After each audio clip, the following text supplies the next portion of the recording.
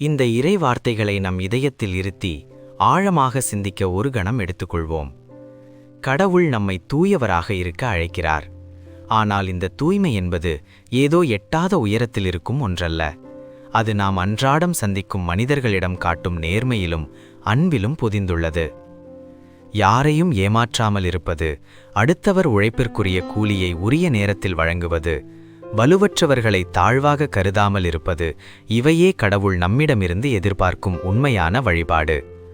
நம் உள்ளத்தில் பகைமையை வைத்துக்கொண்டு உதடுகளில் மட்டும் அன்பை பேசுவது நம்மை தூய்மையற்றவர்களாக்குகிறது. அன்பு நண்பர்களே, நம்மை நாமே நேசிப்பது போல நம்மை சுற்றியிருப்பவர்களையும் நேசிக்க முடிகிறதா? மற்றவர்களுடைய குறைகளை பெரிதுபடுத்தாமல் அவர்களை மன்னிக்கவும் அரவணைக்கவும் நம் இதயம் தயாராக இருக்கிறதா? இன்று ஒரு சிறிய செயலை செய்வோம். உங்கள் உள்ளத்தில் யாரிடமாவது கசப்புணர்வு இருந்தால் அதை இறைவனிடம் ஒப்படைத்துவிட்டு அவர்களை மனதார மன்னிப்போம். ஆண்டவரே, உம்மைப் போலவே நானும் தூய உள்ளத்தோடும் பாகுபாடற்ற அன்போடும் வாழ எனக்கு அருள் தாரும். ஆமேன். இந்த ஜெபம் உங்களை தொட்டிருந்தால் தினமும் எங்களுடன் ஜெபிக்க சப்ஸ்கிரைப் செய்யுங்கள். கடவுள் உங்களை ஆசிர்வதிப்பாராக.